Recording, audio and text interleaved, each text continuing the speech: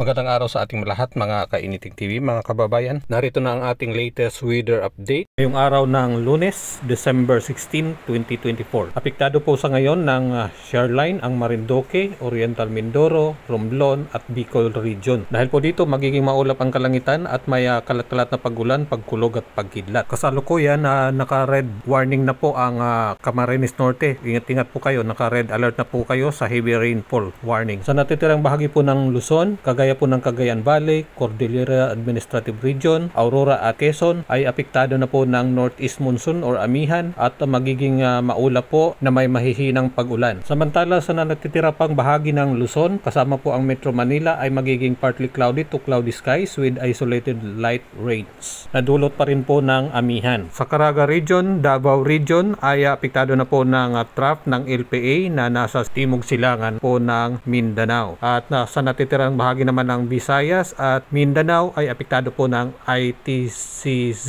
na posible pong magkakaroon po ng kalat-kalat na pag-ulan, pagkulog at pagkidlat. Ang LPA po ay nakapaloob po sa ITCZ po, no? At dahil dito marami pong kaulapan na dala nito at pag-ulan. Kaya nga po sa Caraga Region at Davao Region ay moderate to heavy rains po tayo ngayon at posible pa hanggang Huwebes po ang mga pag-ulan na ito na tuloy-tuloy. Kaya tutok po kayo dito sa mga updates.